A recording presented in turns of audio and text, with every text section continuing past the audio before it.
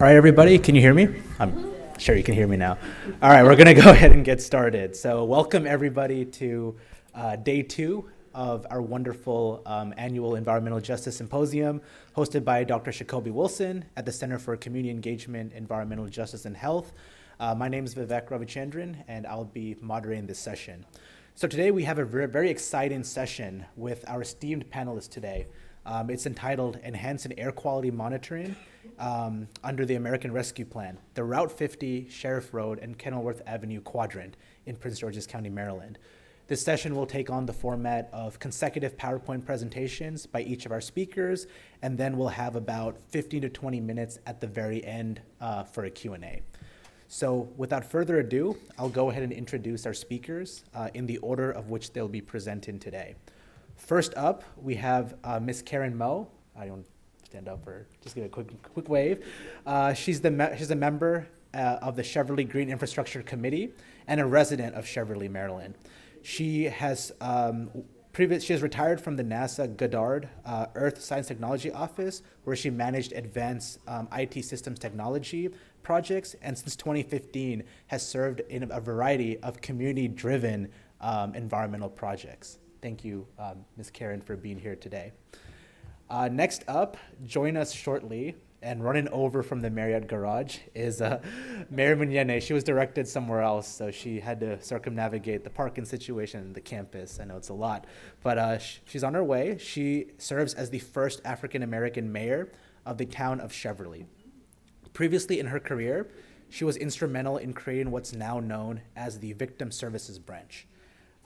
She held positions with the Metropolitan Police Department and the National Center for Victims of Crime, while also serving as an adjunct professor for the Department of Homeland Security's Federal Law Enforcement Training Centers, also known as FLETC, and their Domestic Violence Intervention Program. Recently, she joined the federal government and served as the project manager for the Office of Civil Rights and Diversity and the liaison for the Diversity, Equity, and Inclusion team. So when Mayor gets here, we'll just give her a quick reintroduction. Third in our presentation series is Ms. Tavaya Bing Young, joined here today, resident of Seat Pleasant, Maryland in PG County. She has well over 15 years of grants, contracts, and administrative office support at the federal, state, and local level, and currently she has a very strong passion for environmental issues and mentorship of STEM students within her community. She serves as a Seat Pleasant Air Quality Liaison and is also part of our larger community advisory board for the air quality partnership between the Quadrant and the University of Maryland. So thank you, Ms. Young, for being here today. And last but certainly not least, we're joined by Director Andrea Crooms. Director Crooms is a lifelong advocate for the environment, an attorney, economist, and climate scientist with 20 years of experience in environmental regulation and climate change mitigation. Before joining the Prince George's County Department of the Environment, Director Crooms worked at the U.S. Department of Energy for 11 years, serving in various leadership roles. Director Crooms has a Juris Doctor from the University of Kentucky, an MS in Energy Management and Engineering from New York's Institute of Technology, and a Bachelor of Agricultural Science in Natural Resources Management from the University of Delaware. So I'd love to let all the speakers sort of give a further introduction into their work, and they'll start with Ms. Moe's presentation. So come on right up.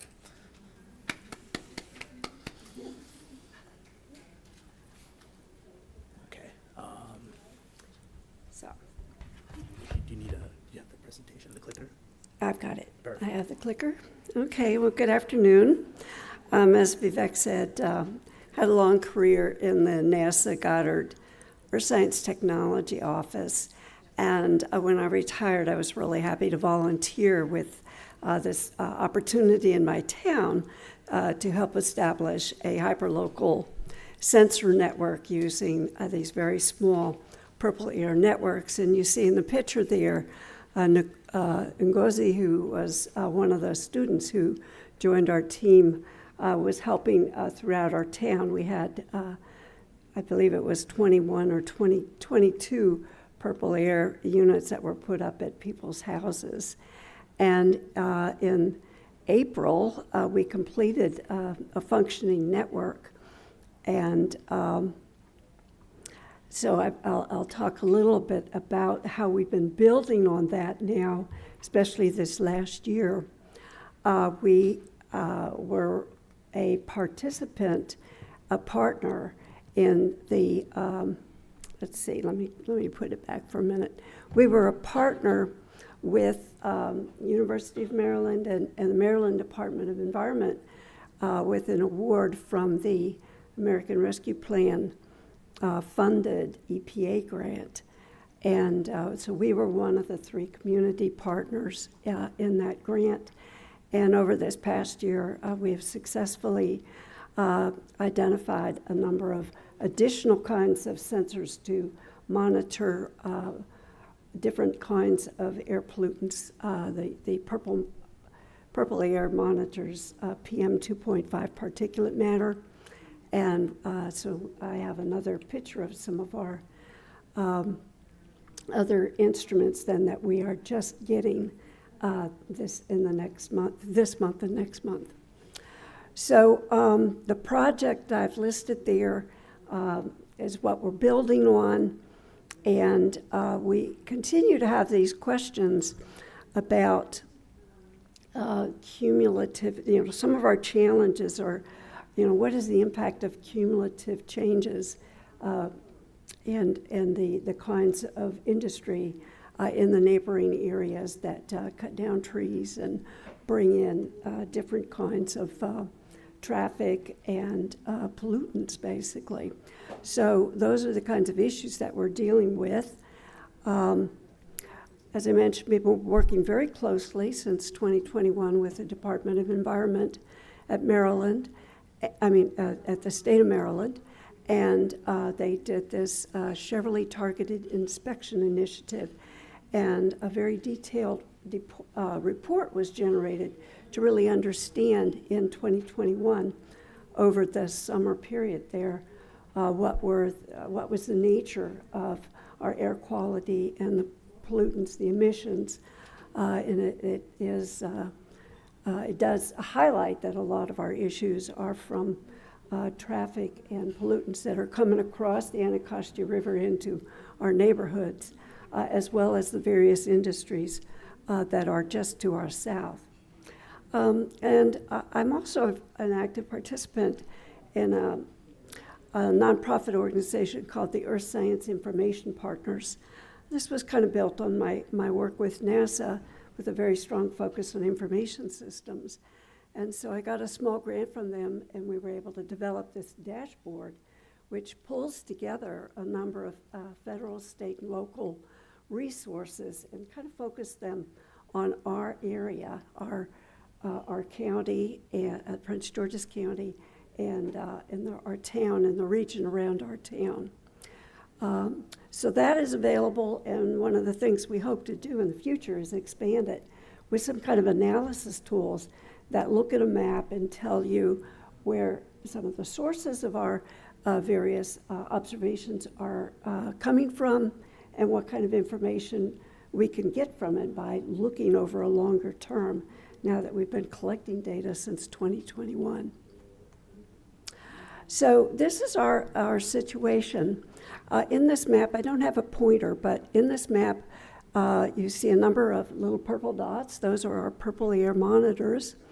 The green area that is above that orange circle is a Cheverly, but you can see a little piece of it goes across Route 50 to the south. And then the quadrant is the area that we are now building on, and it is bordered by these different roads. But of course, we're not just looking inside, one side of the border. It's everything happening on both sides of those borders. So you can see Route 50 is the road near the top going right to left. Very, very busy highway. Lots of truck traffic coming into the district. So Washington, D.C. is just off on the left side of the map. There's also kind of a green little triangle there. That's Fairmount Heights, one of the communities now that we're working with very closely. And outlined adjacent to it is Seat Pleasant. And so those areas that are close to, it's hard to show without my pointer, but if you look at that bold line going across, that's pretty close to where Sheriff Road is. Now, above that, you see a number of kind of light gray boxes, and those are kind of industrial areas. And there's a whole number of different activities going on. And I have a little map, just a Google expansion of that to show you. But I also want to point out that we have in this region a high school. Fairmount Heights High School is that little cluster off on the right-hand side within the orange box. And there's a couple of elementary schools in this area. You see kind of a yellow upside-down Y. That is a very new development, a very large Amazon distribution facility. So we have a lot of warehousing projects here, again, bringing in lots of truck traffic. And there's another small orange box kind of toward the middle of my large quadrant. And there's a success story that we actually have about that area. The district, Washington, D.C., had purchased that land to put one of their bus depots where they would be maintaining buses and refueling them. And we were very upset about this because, it was up to 80 buses that would be coming in and out morning and evening and being serviced there. And they were going to build a 30,000 gallon fuel supply center. Well, by working with them, and we have subsequently called our group an Earth Justice Action Team, the EJAT, they did decide that this was not the right place for it. They had just recently set up a new job of the environmental justice role at the government city level. And her first job was dealing with this project. So it was a big success story that really paying attention to air quality, they really dropped the funding for this project. So what's in this area? So it just, I don't have enough time to really go into a lot of detail, but right now we have a little project where we want to identify all of the companies in this area, but there are many aggregate companies that are recycling and crushing building waste, and a lot of building going on in the district and in the county, the whole region.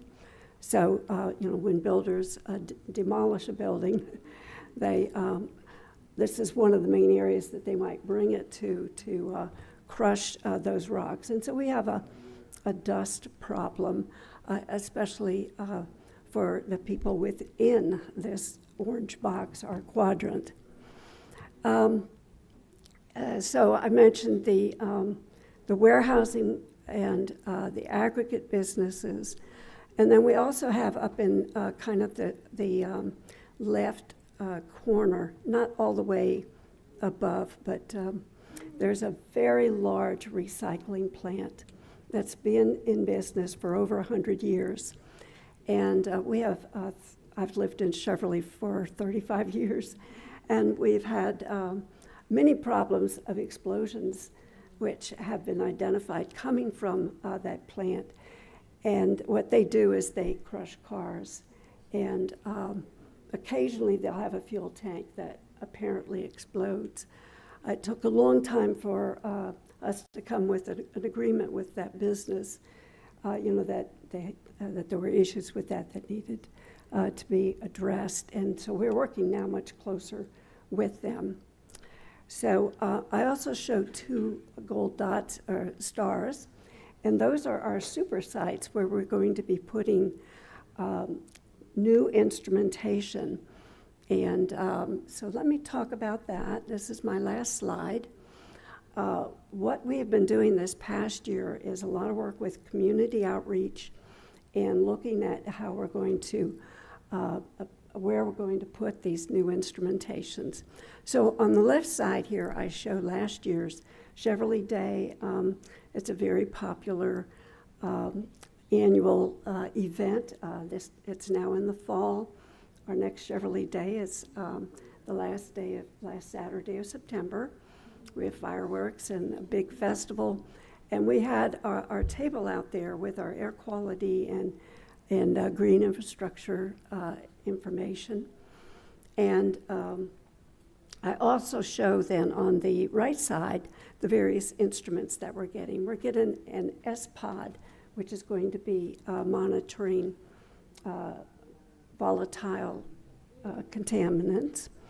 And below that is what's called a module air, and that's looking not only at particulate matter. It'll have a full little weather station in it, and it's also looking at NOx types of gases. And you can see Vivek's picture down at the bottom here. He joined us at the fair and brought one of the C12 black carbon monitors. And just to the left of that, you can see an image where the data from that device has been analyzed with an electron microscope to really expand it. But it will be showing these kinds of black particles, which are a type of PM. They're very, very small, but also very unhealthy. And so we have just this past year been experimenting with the C12s. And I don't have time to really go into what we're finding, but there's some spikes in those measurements that are really very interesting and a bit worrisome. In the middle there, you can see the PurpleAir, that little tiny device at the top of the brick building. And down below it are two of our SuperSite devices, the black carbon monitor and the VOC monitor. We don't have at this location in this picture the S-Pod for the volatile gases. So that's kind of a picture of what our SuperSite looks like. And it's a sensor site. And that particular location is in the kind of in the middle of Cheverly. And we're going to have the second one below, which is kind of in the middle of the quadrant. So we are, kind of expanding our view into our neighboring communities. And I think we'll have an exciting year when we start collecting that data. So I think at this point I can conclude. Thank you.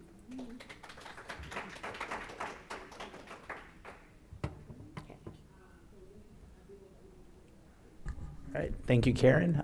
Next up is Mayor Munyene. So we're gonna get your presentation loaded up, and then you can come on right up.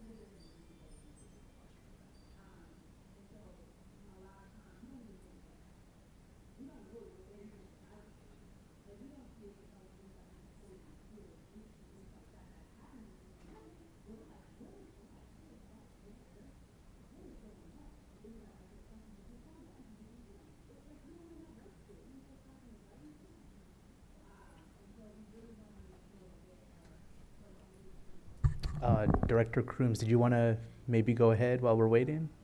Sure. Yep. So we can continue. All right. And then we'll figure out the. Yeah, this is smart.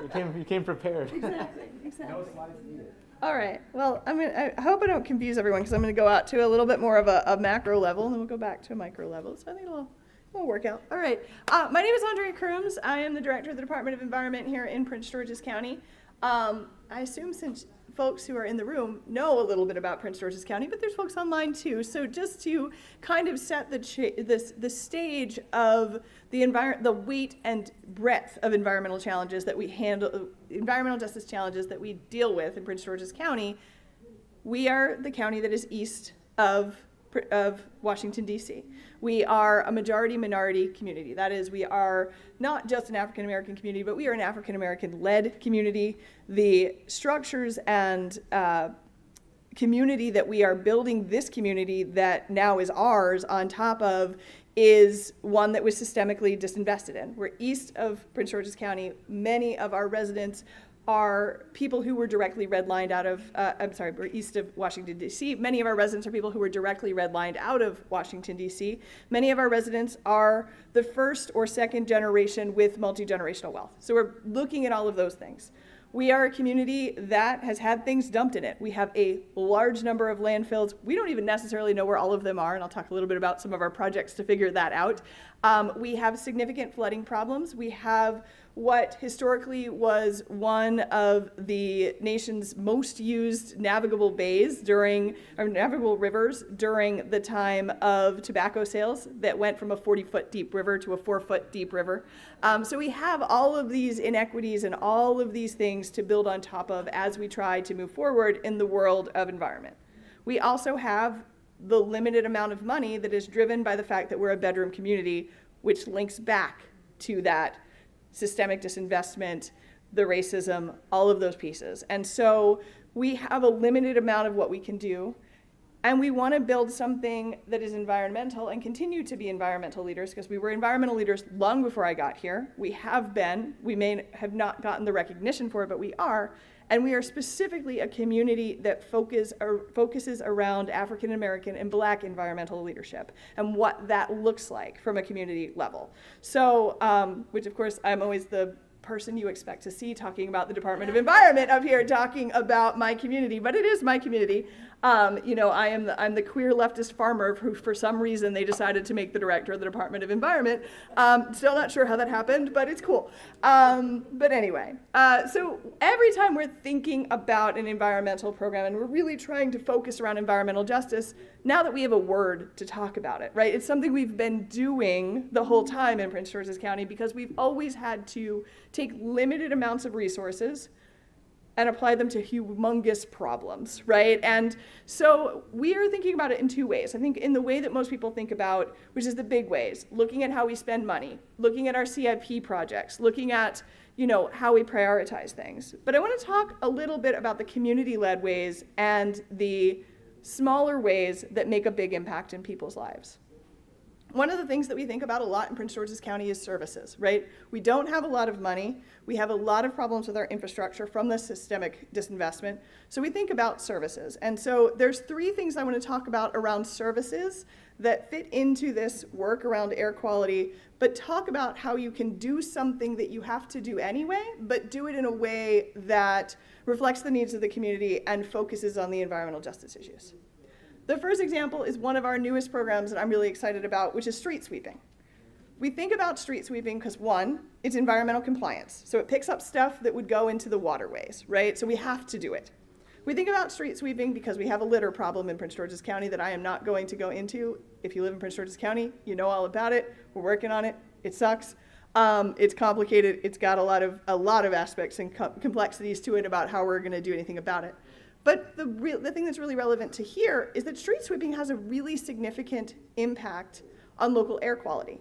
If you use regenerative sweepers that are going through the neighborhoods now in most of our entire inside the Beltway area, our most populated areas, those street sweepers collect 35 to 65% of the metalloid compounds that are on the roads that come from emissions, vehicle emissions that are not associated with greenhouse gases, right? Secondary vehicle emissions. They pick up 76% of the thoracic-sized particles. So you are really able to get a lot of things that would either get kicked back up into the air, and those are the things that have the highest health impact.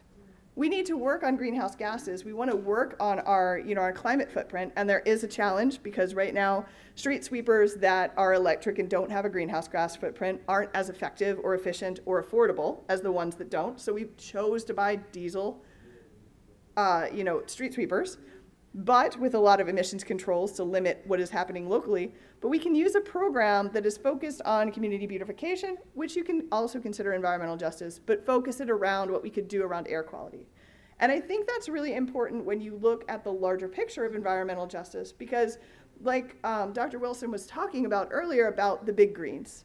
One of my stories that I try to set people around what is the history, the problematic white-centric history of the environmental movement is around the big greens. So in the story goes, and this is probably, take it with the appropriate grain of salt, but it tells the story. In the 1990s, one of the large green organizations realized that they were missing a significant amount of the population in terms of philanthropic work, where they weren't getting donations from the African American population. And they sat down in their room, which at that point would have been, probably 7 white men and 3 white women. And they're like, well, let's find out. And so they did. They put a lot of work into actually doing a questionnaire and understanding what it was. They talked to everybody from school teachers to Oprah. And one of the things that they really talked about was, what is the compelling imagery? What is the compelling story to get you to be a part of our organization? And the story goes that they showed 2 images. One of those images was of a child with an asthma inhaler, and one of those images was of a starving polar bear. And statistically, 100% of the people who they spoke to found the child with the asthma inhaler to represent how they viewed environmentalism as something that was built at home, built around the community, and that directly impacted them and their children. And 0% statistically chose the polar bear. The organization being what it was, it went back, decided that that wasn't useful, and sent out a bunch of postcards with starving polar bears to all of these people that they had, that they had selected, got some money, but significantly less than what their goal was, and then just decided they were going to write off the entire African American population as not environmentalists. And so that's where we're building from, right? So when we're trying to build this community-centric environmental approach, we have to think about that. Like, what does our community care about? Our community wants it to be cleaner, wants it to be more beautiful, wants to maintain their multi-generational wealth, wants to be healthy, wants to work on the health disparity issues, wants to make sure their education systems are good. So we're always thinking about services. So 2 other examples of that. We have a community called Fairmount Heights. Fairmount Heights is one of our 27 incorporated municipalities within Prince George's County. Fairmount Heights was designed by, it was one of the first African-American designed, African-American centric communities, planned communities in the United States. And it was designed by a man who took the time to think about what the topography of that area was and how he could keep that community cool. And so when he designed it, he actually designed it with a forest in the center. And that forest in the center happens to be at the bottom of the valley. And that forest, not a huge forest, it's like a 75-foot wide forest, but it's a forest, and it had the aspects of actually cooling the homes that faced it, because at that point the majority of the community was right along that park. Well, over time, it became cheaper and easier, and to maintain something that was more open. And so this area became a flat area with just grass. And the homes that were facing it were no longer getting any of the value of that cooling park.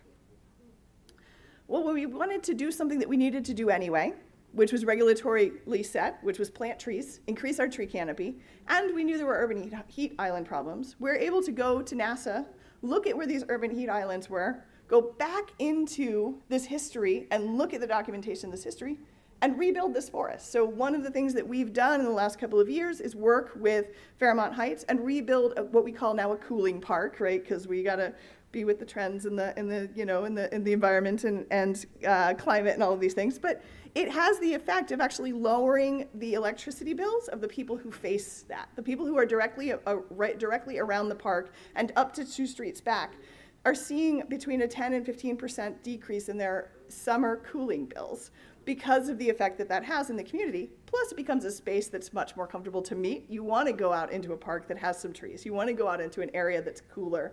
You are seeing more people use it. It's resulting in people having conversations and community being built and all of those things. And so there's just another example of something we were going to do anyway, but how do we do it in a way that focuses around environmental justice? And finally, I'll talk about our rain check rebate program. So we have something called the rain check rebate program, which focuses on both water quality. We're trying to get residents to be a part of the water quality solution by slowing down the water that gets into our waterways, but also focuses on Small micro flooding issues. You know, your driveway is always wet, so you can replace it with permeable pavers. Your front garden is always wet, so we can replace it with a rain garden. You know, we can do a rain barrel, all of those things. And that program was very inaccessible, probably for most people, because frankly, I'm not going to write a $6,000 check for a program and hope the county gives me the money back.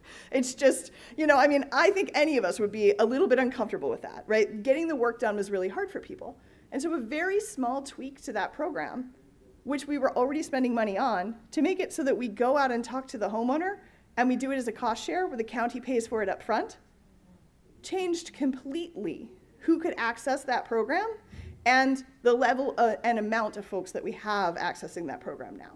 So those are just 3 examples of just ways that we can think together about small changes that are really impactful as we're trying to solve these big, complicated, bureaucratic issues around implementing environmental justice.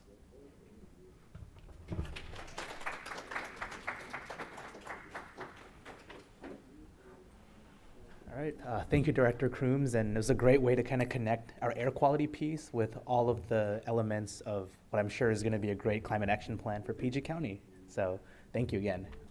Next up, we have Mayor Mignene, and if you want to just quickly reintroduce yourself. We did an introduction, but I'll let you take it from here. And just try to stay a little closer to the mic. Okay, great. I have a big mouth too. That's great. All right.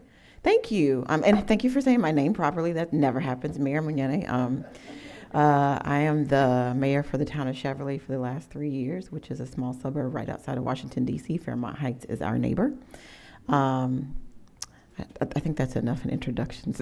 But, the best part about this presentation is someone else has already talked to you about racism, so I don't have to get into it, and I can skip over some of the parts that our assistants, our folks have helped us with already. Let me see. How do you press this? Okay, and then you all know who you are, but all right. So you've already heard the precursor to this, which is we fought dirty diesel, and we did that with University of Maryland. We did that with our partners, our neighbors in Fairmount Heights. We were grateful for the community groundswell. That started off with the powers that be telling us we couldn't do anything at all. And DC Circulator would have been less than half a mile behind my house. And I thought, don't ever tell me you can't do anything. Remember that if you're watching, you can always do something. I fundamentally believe in using shame as a tool. And so I meant to preface this with, this is the environmentalism portion for dummies. So, because I am not an environmentalist at all. I'm a very bad politician. But because of the experts that I have in my town, I've learned a tremendous amount about what we don't want in our air and how that impacts our communities. So what we did in terms of shaming DC was ask them why they hired a new DEI professional, because it didn't seem that they cared about diverse communities. Prince George's County was a majority minority community. They purchased land, and one of the questions we asked was, did you look in Virginia? They hadn't. And so the reason they were able to purchase the land for a measly $10 million is because it was next to a minority community. And they had planned to put their dirty diesel there. The success for this was constantly saying, we don't want this here, we don't want this here. And interestingly enough, learning that the circulator is not super efficient in the first place. So much so that it has been removed from the DC government budget. So the circulator will ride no more, and I'm happy about it. We still have, that's me, that's not intended to be there. What I thought would be really weird is to put a cotton field or a petro truck stop, which is sort of the source of this story, and I've shared this with the town. It never occurred to me that the reason why I could not breathe as a kid was because there were particulate matter in the air. I never even heard the word until the experts in town started to educate me on what we were experiencing. And so what we find is that there are Black and brown communities all throughout the country who have severe respiratory issues. My own personal experience was I was not able to breathe through my nose until I was an adult and had a surgery to do so. I had to take several medications just to sort of have some relief. And it never occurred to me that the issue was an environmental issue, that I was breathing in particulate matter or just really dirty air. And now I'm actually able to get a report, see when is it a bad air quality day. So some of our environmental challenges are like where we live, right? It's directly next to industrial zones. And I don't have a slide for it because I don't want it on paper. So we're not going to act like I ever said this part. But, when you purchase a property in Prince George's County, I am a full-time partner in my real estate firm. There used to be a time where you had to sign a form that said you knew you were within 1 mile of an airport, because there are hundreds of airports, and several of them are right in Prince George's County, which you might not ever know. And so I always wondered to myself, after I learned about this particulate matter, why don't we make people sign saying they know they're moving next to an industrial zone? Because I've got 6,200 residents, and I can assure you that more than half of them have no idea. They just bought a house that they could afford in a neighborhood that they thought was safe, where they could raise their families. And later on, they learned that they couldn't breathe, or that next door to them was coming an Amazon warehouse. And they learned that because of where their home was zoned and what that is considered as in terms of industrial zones. And I would love to see policy and legislation say that industrial zones have to be at least 5 miles away from any residential property. But in the meantime, I wonder if we should let people know. The reason why I have worries about that is because that's a surefire way to depreciate property value. So I'm on the fence with that a little bit. And then we've got all kinds of studies that we pulled. Prior to this, we were working with University of Maryland for other studies. They've done an amazing job of doing things with us for Smith & Sons as well, which we'll get into in just a second. So this gets into the Claybrick Road lot project. Never to have just one problem. We had the DC circulator coming to the site, which was on Claybrick Road, and they also wanted the Department of Transportation to bring more dirty diesel to have practice stations for people to learn how to do CDL driving. That's what it was. And that project is still a go. And so we still need to figure out how we want to fight that fight. We've gotten rid of one, but this is still a concern. Priority being that most people are not going to cut off their engines to wait for the next time for them to test. And so we have a huge idling problem that we've never properly addressed. We also had an idling problem on the other side of Cabin Branch, which is near Cheverly. And there's been a company to try to address that. But sometimes the fix, the Band-Aid, is sometimes worse than the problem itself. Because in order to do that, the company is Whole Foods. This is their property. I didn't make that up. But what they've done is, in order for you to get frozen goods, they have to keep their trucks running, either the engine on so the goods can be there until they can get it into the building. But when you're doing that, you're still releasing emissions. And so we've had folks that are steadfast in saying, hey, you're still idling. They have to protect their products. And so what they've done was knock down an entire forest area so that they could at least have their trucks parked there instead of idling in the street, which is a win-lose, I guess, not a win-win, but at least they're not idling in the street. And those are more challenges we face with the Claybrick Road. So we have a call for action. What we did for the circulator was ask for an all-electric fleet. You and I will probably not be here in this lifetime when everything is all electric. We don't even have the infrastructure that we need to do it, but I think we should keep pushing for it. We as a town asked that there be a cumulative impact analysis, and we're able to do that by the data that we are collecting. Implement air quality monitoring. I continue to work with businesses all around Cheverly to ask if they would participate so that we can get information.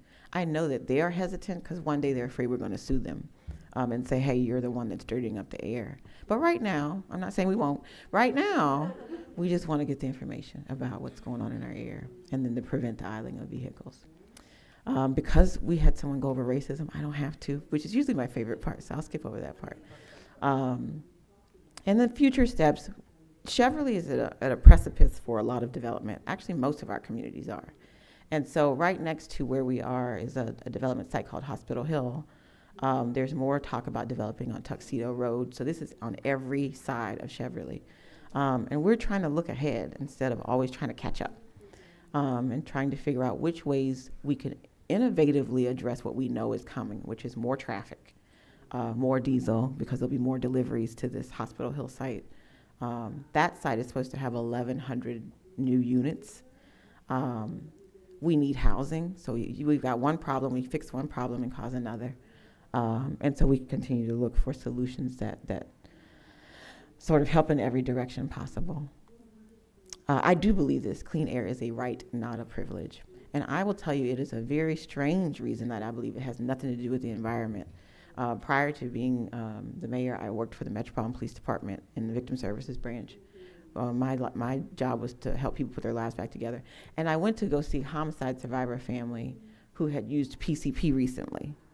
And I could not breathe in their house. And I thought to myself, imagine if there's a child in here trying to breathe and they cannot breathe. You can't concentrate, you can't do schoolwork, you can't do anything. Like, you literally cannot function without clean air. And that made me think of our town's project. So one led to the other.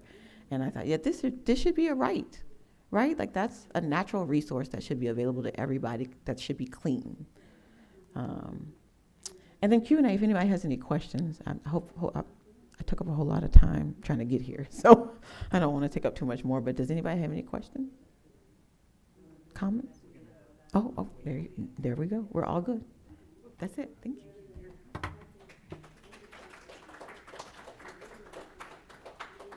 All right. It's great to get the input from town leadership, the mayor, Director Crooms from the Prince George's County Department of the Environment, and now we have our final speaker. Last but not least, we have Seat Pleasant's very own community scientist, Ms. Tovaya Young.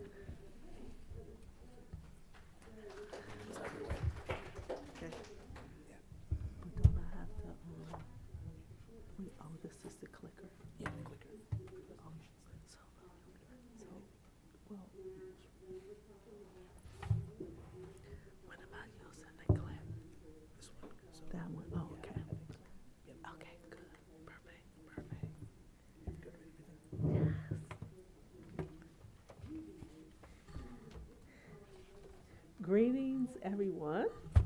My name is Tovaya Young, and I'm going to present on hyperlocal air quality monitoring in Seat Pleasant, Maryland. Just a little bit about me, because Vivek already shared some facts about me. So I have a master's degree from Bowie State University in public administration with a concentration in public policy. So that's one of the reasons why I'm interested in what's going on, not just in Seat Pleasant, Fairmount Heights and Cheverly, because we're all connected together. And it was interesting that you spoke about the greenery around that area. I'm going to look for that. But that helps us breathe. And the more I look at my neighborhood these days, the more I don't see that greenery around. And if you would have told me 25 years ago that I would have all this pollution in my area, you're right, I would not have moved there. So I am a member of the Community Advisory Board, which we meet every 2 weeks about the environmental injustices within these communities. I do have a PurpleAir monitor on my house to monitor the air quality in my neighborhood. I'm looking to get more community scientists, which are people like me that live in the neighborhood, to put this on their house so that we can monitor our air quality. I did a pulse oximetry, and that measured my blood oxygen while I'm at my house to see what the blood oxygen is. And so I think that's all I want to say about that right there. And next, some of my personal values. I like to advocate for the underserved communities. I like to include residents as community scientists, which I was saying to use the PurpleAir monitor, because my next door neighbor, she may show something totally different than what I'm showing at my house. She may be near, and I believe if there's more trees, then the less pollutants. I like to ensure that the industrial pollutants and environmental toxins are not disproportionately impacting our community. Now, the mayor talked about asthma. Well, I didn't initially have asthma, so I didn't think to look at, now that these toxins are in my area, that's part of that problem. And so the health concerns are asthma, the black carbon causing cancer, pollutants, truck idling, and it was so interesting what I just learned about why the trucks keep their don't turn off their cars, the trucks. But there's a rule that I learned when being part of this group, that they're not supposed to sit idle more than 5 minutes. So I don't know how that happens. And the diesel fuels that they spill out while they're sitting there. And now we have the Amazon, which, they have trucks, more toxins in our area. These are some of the industrial activities that go on within my community.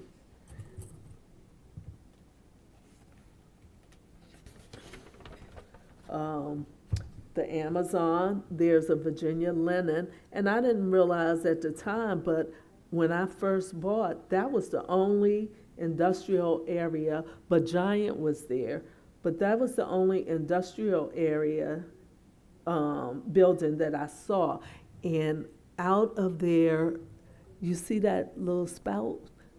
Yes. I believe that's toxins coming out of there, but I wasn't thinking that's what it was. There's numerous gas stations in the area, empty warehouses. And like I was saying, trees have been cut down. So that's not helping. The trees help us breathe. Right here, this is what the readings that I get off of this PurpleAir monitor. It's since been changed. Where the red line is, it's since been changed to go to 9 versus where it is at 12. And if you look at the bottom, the morning off-peak is the blue, which is the average, and that PM stands for particulate matter, 2.5. The red line represents the EPA annual standard, which I said now is lowered to 9 versus the 12 before. And the evening rush hour, which is that black line. And this is the pulse oximetry that I was speaking of, that I use to check the levels on my hand. And so the purpose of this study was to investigate the correlation between elevated levels of particulate matter and black carbon. And so it checked my blood oxygen saturation level. And this was using monitoring to reduce emissions. This was the purpose of this slide. So as part of the partnership that we have with Maryland Department of Environment is working with our community to implement focused efforts in the areas to reduce emissions,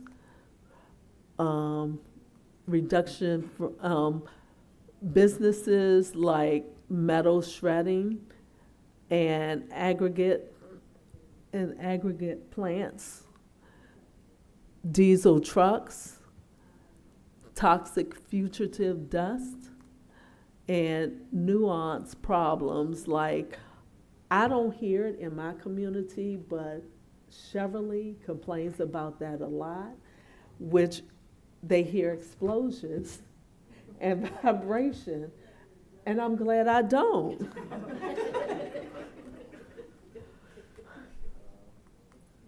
I feel for them.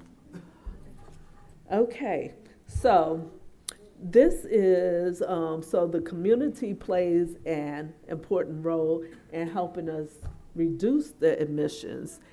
And like I said, one of them is this, putting this PurpleAir monitor, on their houses. So they're MDE inspectors that cover over 10,000 sources across the state. MDE has issued multiple notices of violations, warnings, and compliance advisories. And the latest was with the explosions. And so I'm hearing people on our call saying they don't hear this explosion. What's happening? But I don't know if I would worry about that. So, points of advocacy. So, my recommendation was to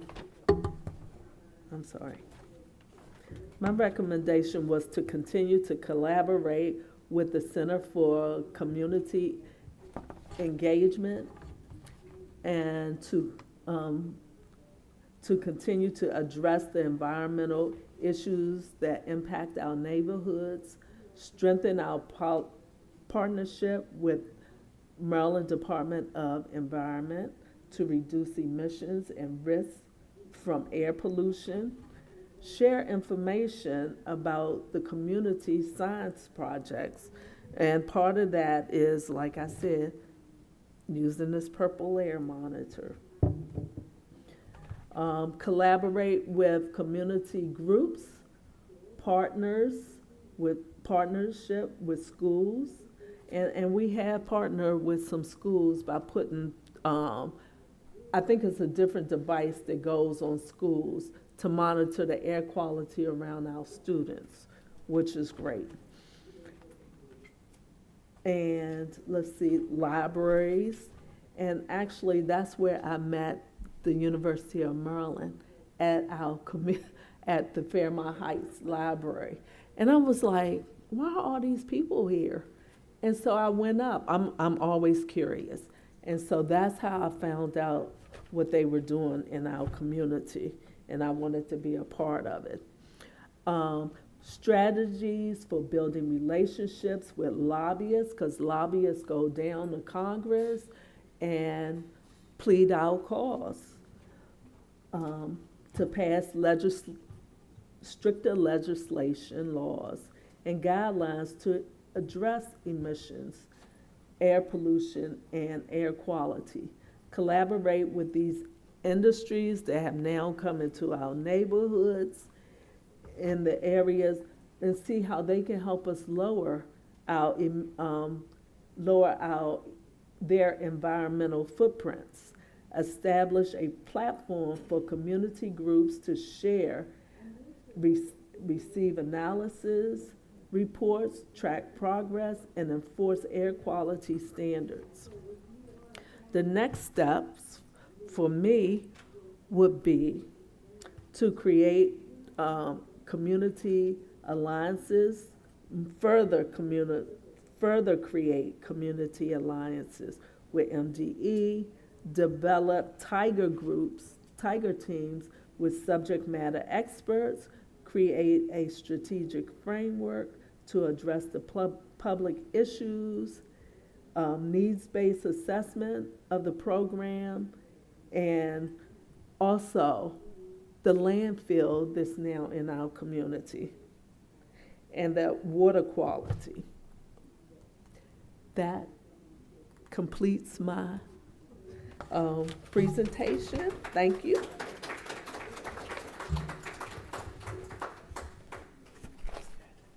Need help carrying anything? No,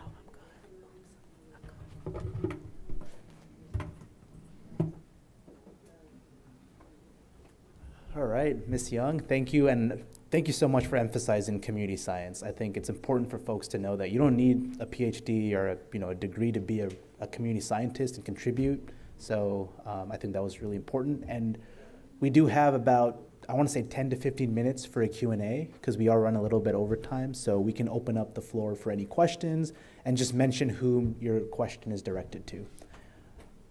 And then Tech, do we have any extra mics back there, like portable mics or no? Okay, so we're gonna have to project. Or you can come up, it's up to you.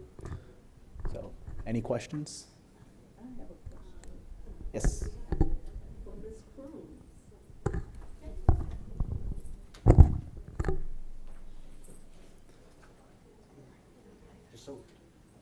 Just so folks on the stream can hear that. Yeah, I'll repeat her question and then I'll answer. So my question is about the street sweepers. And I love that idea, and I didn't know how much it impacted the environment, not having that done.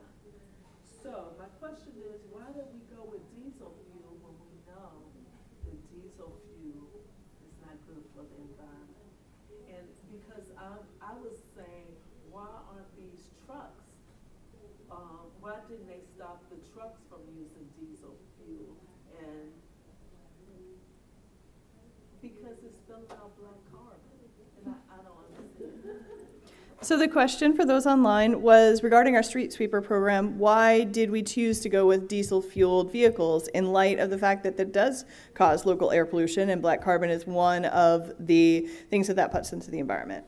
So we chose regenerative vehicles, which minimize both the amount of particulates that come back out. It doesn't just kick them around like the old street sweepers, and also chose ones with the lowest emissions of diesel and the opportunity to use biodiesel to try to reduce that.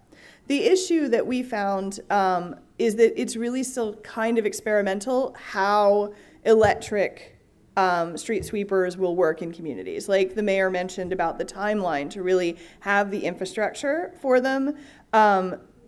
Cities like New York City right now are trying it out, trying to figure out how to make that work. We do not have a full fleet of street sweepers yet. And it's possible by the time that we get to the point of replacing all the ones, where we are now, that technology will be there. But it's a lot different than a car, where we have a very clear time-centric plan to replace all of our regular fleet cars with electric vehicles. That's a fairly simple, in the larger scheme of nothing simple in government, a replacement. But these heavy-duty vehicles and also our off-road vehicles, like the things that we use at the landfill, et cetera, the technology just isn't 100%. We felt like we have to be stewards of our money, right, as county leaders. And one of the things that we realized was that the cost was problematic, and it would be kind of right now like buying a Betamax. I don't know who in the room is old enough to remember a Betamax, but it's that technology. It's like, oh great, now I bought all these movies on Betamax, and the world has moved forward. It's a much larger impact if you don't have people who can work on those vehicles, if there aren't things like sensors and replacement things for those vehicles. So when we evaluated the marketplace, we just didn't think we were ready. But that's a constant reevaluation because it will take us several years to get the full fleet, and as we're purchasing that fleet, the DPWT that runs this program is constantly evaluating, is this the time, and et cetera. So yeah, it was a tough call, but a call that we made.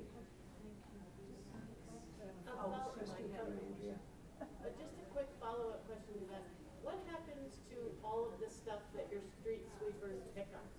How does that get processed? So it's actually mostly particulate matter, so we're able to use it. It's actually mostly like soil in the end. And so we're bringing it to the landfill, but we're also considering whether we can use that as the cover for the landfill. So the way a landfill works, it's like a never-ending layer cake of trash and soil, basically. And so it may be an option to utilize that as the cover, so we don't have to use other soil. But it will be landfilled. The quality of the recyclable items is not high enough to make them marketable or easily recyclable. So although we will pick up a lot of things like plastic bottles and whatnot that could be recycled, it makes the most sense to bring it to the landfill.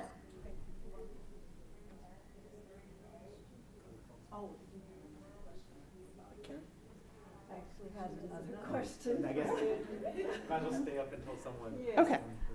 I don't like to hog the space. To kind of follow up with the diesel question, are you involved, or can you tell us anything about the replacement of school buses?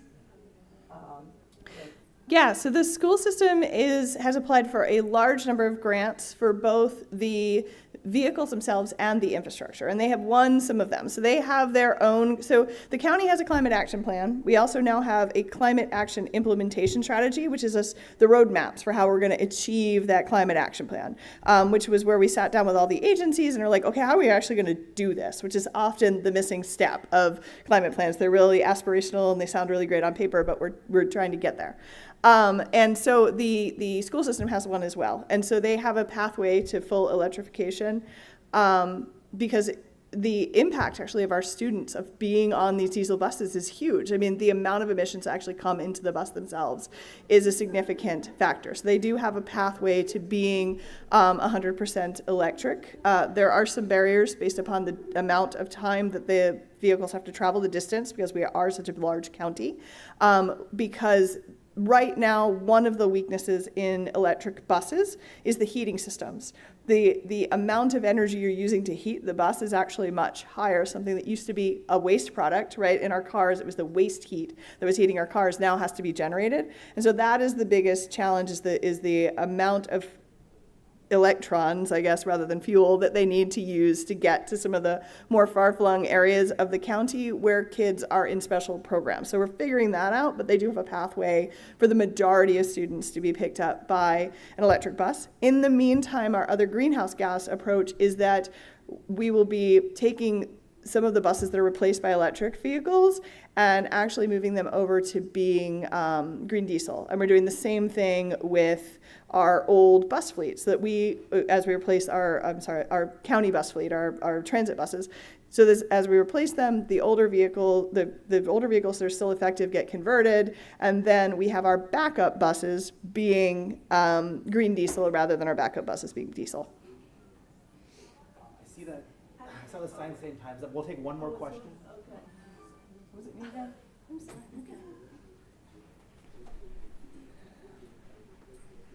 Okay. The young lady right there brought up a good point about where's this gonna end up from the sweepers. And so my thought is, if I have a landfill not too far from my house and you start dumping that, I'm thinking there's wind and rain. Is that gonna now come back into the community? So, wow, this is such a big, huge issue. So Prince George's County has chosen, we had the choice of what we wanted to do with our trash. And in the end, Prince George's County chose that what we wanted to do was keep it here. We didn't want to burn it, right? We knew all of the problems with burning it. You can read 1,000 of them about what it's like to live in Baltimore. But so we have a landfill. A landfill is a closed system. So it's not the best answer. I mean, the best answer is to work on EPR and limit the amount of trash that goes into it. But the answer in the meantime is that we have one facility that we know what the environmental justice challenges are there, so we can continue to offset them and make sure that community, minimize the burdens to that community. We have other environmental or cultural, social justice problems, because the jail's down there too, right? And so is the animal facility. So there's a lot of things in that one area of Upper Marlboro that are burdens on that community. So we have them defined. We know that physically is a place. Water does not come out of the landfill. The landfill is lined with enough materials that essentially it's a bowl at the bottom. Nothing is coming through the landfill. We have controls to keep wind down. We can use water, particularly water that comes through the same system, recycled water, to keep the wind down. So landfills in and of themselves are not environmental hazards for our generation. They're a problem in the future. Like, what are we going to do about the fact that they're still there? That is my daughter and her children's problem, but it is something we think about, right? I mean, there's no good solution to trash, but because it's a closed system, we can keep it from getting into the waterways, and we can keep it from getting into the air. The largest things that people around the landfill deal with are similar ones to in your community: truck traffic. So I try to work on that and keep dust down, and we love to move to electric trash trucks. A lot of similar problems of the street sweepers, but long term, right? And then noise. Those are the main things that people who are around. And then, like, the fact that it smells like garbage, and the fact that the landfill was built in a swamp. So there's also the natural issues of additional methane, additional bad air quality because of decaying matter, and it's stinky and lowland. So there's a lot of historic issues that we have to deal with, but we try to minimize the new ones, right? The ones that we can, by keeping it a closed system and having really effective leachate treatment, thinking about things like where that water is eventually going to go for treatment, PFAS, et cetera. None of it's easy. All right, everybody. I'll be happy to take more questions, but we do have to conclude the session. We're at time, so I want to thank our esteemed panelists today. Great conversation, and I hope to see folks at the concurrent sessions following this. So thank you so much.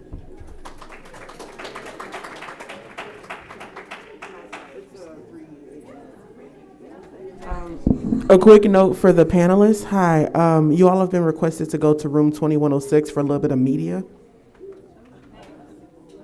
So probably just some pictures, catching your beautiful faces in film.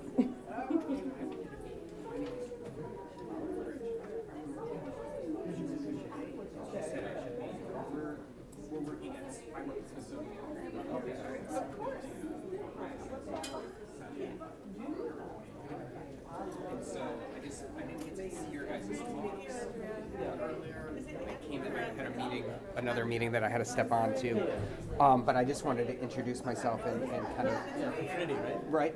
Yeah, so we've been working with in South Baltimore with the Edgy to build basically an air quality, a prototype air quality monitoring network, and we're using some of the same sensors that are in the PMT, the plant sensors modules and things like that. You probably need to go. Oh, no, I mean, I can walk. I have another session. Okay, great.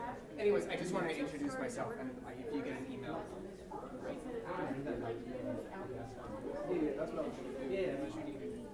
Amazing environmental. So we'll need to, and we're working with start doing some planting, some wildlife management, creation, more city property. To start. That's fine, but like I also have another thing. And they have a plant space. But then we also do home visits and we talk to people's houses and help them talk about how they can keep their plantings on their own property. We got the air quality work. We make them more enjoyable. Step outside and certify. So it's powerful, right? Yeah. So this is us. Our job is the top. Our job is the top. Yeah.